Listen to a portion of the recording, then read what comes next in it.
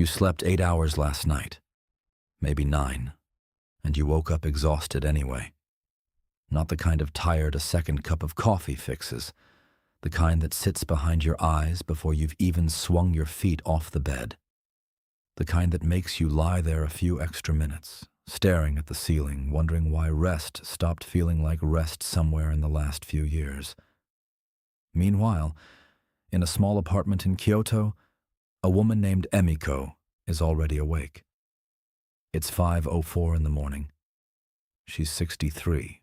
She retired 2 years ago, and if anything, her sleep has only gotten better since. She didn't set an alarm. She went to bed at 9:30 the night before, and her body simply finished. She woke up the way sleep is supposed to end, quietly, completely, without the dragging, grasping feeling most of us call morning. She isn't sleeping more than you.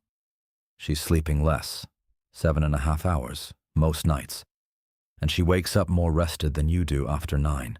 The difference between Emiko's sleep and yours has almost nothing to do with how long she's in bed.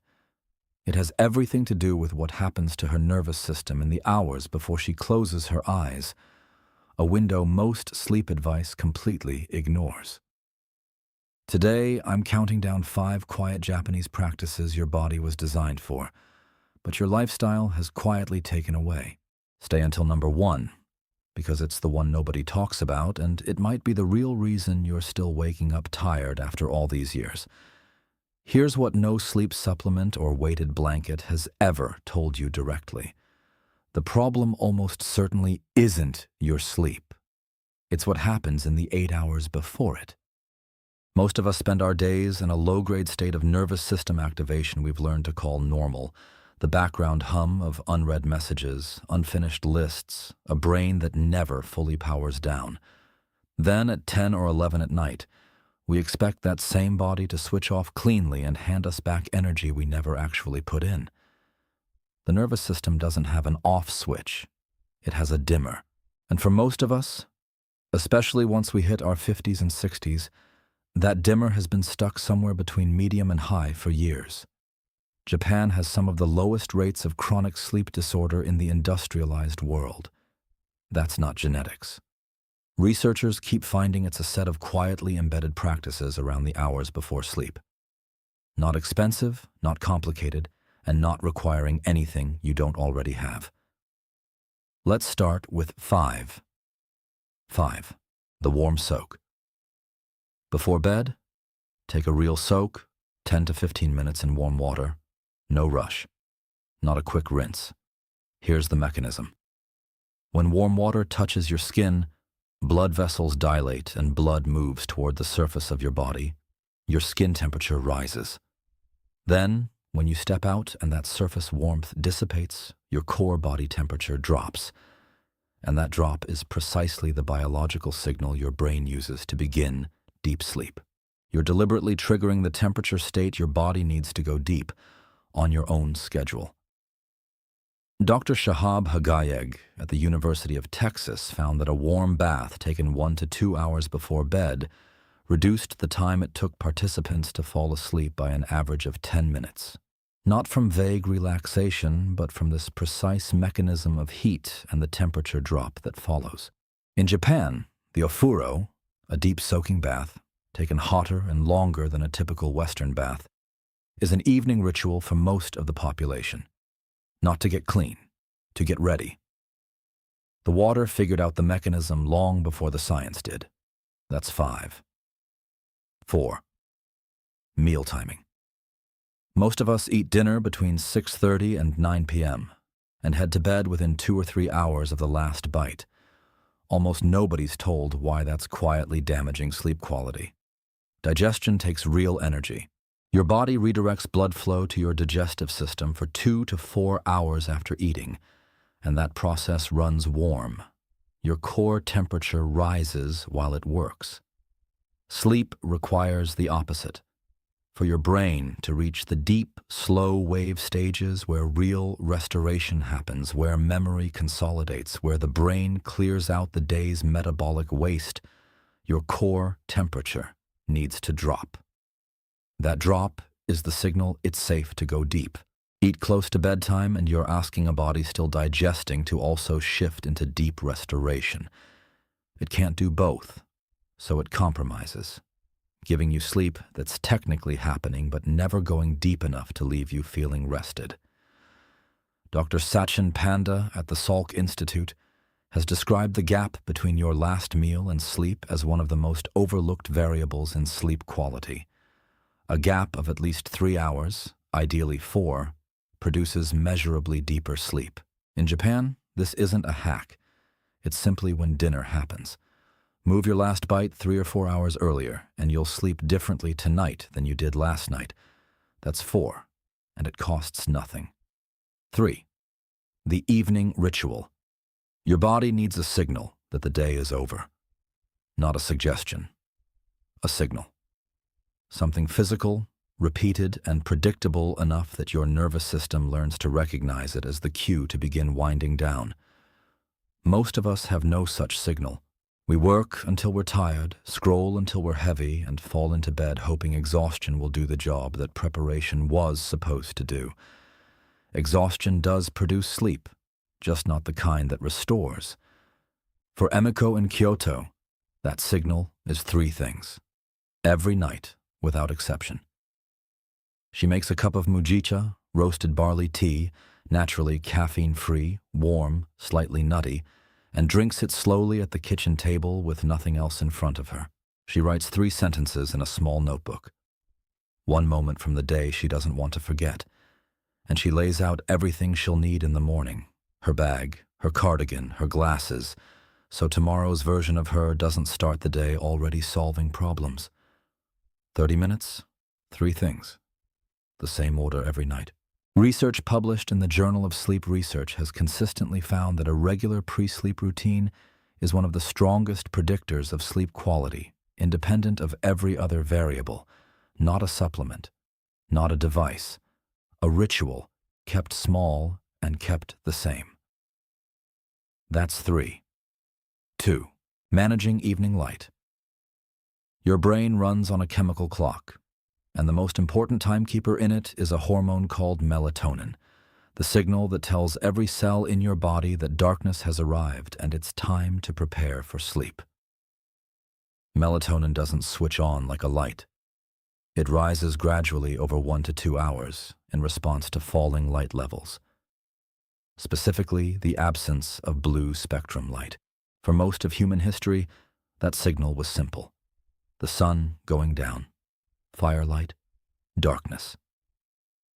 Then we invented screens and started holding them a foot from our faces every evening. The blue light phones and TVs emit reads to your eyes as daylight, not artificial light. Daylight. Most evenings we're sending our nervous systems the biological equivalent of a bright afternoon for 3 or 4 hours after sunset, then wondering why we can't fall asleep once we finally put the phone down. A 2015 Harvard study found that evening blue light exposure shifted melatonin onset by up to 3 hours, meaning the body's chemical sleep preparation was delayed by 3 full hours, even for people who went to bed at their usual time. The sleep that followed was shorter, shallower, and less restorative. In Japan, the idea of kanso, simplicity, the deliberate removal of stimulation, shapes how evenings feel. Dimmer lighting, quieter rooms, screens down earlier. You don't need to throw away your phone. Dimming every screen after 8 p.m., switching to warmer lighting, or using a blue light filter costs nothing. You're just no longer sending your brain a daylight signal while asking it to prepare for sleep. That's 2. Only one left, and it's the one I promised at the start. The one nobody talks about. 1. Protecting the first 30 minutes after waking. There's a concept in Japanese philosophy called ma, the meaningful pause, the gap that gives everything around it its full weight. Applied to sleep, ma means something very specific. The first 20 to 30 minutes after you wake up aren't the beginning of your day. They're still part of the night before, and how you treat them determines how rested you actually feel, no matter how many hours you slept. Here's what happens in most bedrooms. The alarm goes off, and the phone charging a foot from the pillow gets picked up immediately. Notifications from the night before get scrolled through in the first 5 minutes of consciousness. Before a single foot touches the floor, the nervous system has already been handed a list of things to react to. Other people's demands, downloaded before the brain has even finished waking up. Neuroscientists studying sleep inertia, the transitional state the brain moves through in the first 20 to 30 minutes after waking, have found that the quality of this transition affects mood and energy for the rest of the day. Interrupt it with high stimulation, and the brain never fully completes the transition. You spend the morning in a slight haze, not quite asleep, not fully awake, more reactive than you'd like. Let the transition finish quietly, and the brain finishes what sleep started. Emiko doesn't check her phone for the first 30 minutes after she wakes up. Not as a rule she forces herself to follow, because to her that half hour is the most valuable stretch of her day. The window when everything is quiet, the tea is warm, and she is, for a few minutes, entirely hers before the world arrives to claim her. That's number one. So here's what happens when you put all 5 of these together.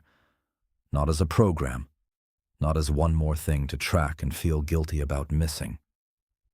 You soak before bed, so your body gets the temperature cue it needs to go deep instead of hovering in the shallow end all night. You move your last meal earlier, so your temperature is free to drop when you ask it to sleep. You build a small, consistent evening ritual, so your nervous system has something to follow into rest instead of waiting for exhaustion to push it there. You dim the light around you so your brain's chemical clock isn't running 3 hours behind. And you protect the first 30 minutes of your morning, so the sleep you did get is actually allowed to finish. None of it takes more time than the scrolling you're probably already doing. None of it costs anything. What it takes is deciding to treat your rest as seriously as everything else on your plate. Not as recovery from the day, but as preparation for the next one. Emiko sleeps 7.5 hours. She wakes at 5 without an alarm, drinks her tea in the quiet, and moves into her morning the same deliberate way she moved into sleep. She isn't extraordinary. She simply built the conditions her body needs to do what it was already designed to do. Before you go, I want you to actually think about this instead of scrolling past it. Which of these 5 is missing from your evenings right now? Is it the bath? Is your body never getting the temperature signal it needs to go deep? Is it the meal timing? Are you eating right up until bedtime? Is it the ritual? Does your evening have no consistent ending? Just to drift into bed whenever exhaustion wins? Is it the light? Are you holding a screen in front of your face until midnight? Or is it the morning? Are you reaching for your phone before your feet hit the floor? Tell me the number in the comments. Not to keep score, because naming the one thing you're missing is the first step to actually changing it, and someone else reading your comment might recognize themselves in it and feel a little less alone. If this changed the way you think about your sleep tonight, share it with someone your age who's been waking up tired for years and has tried everything except the thing that was actually missing. She might be one earlier dinner, one warm soak, one cup of barley tea away from the rest she's been looking for. Take care of yourself. I'll see you in the next one.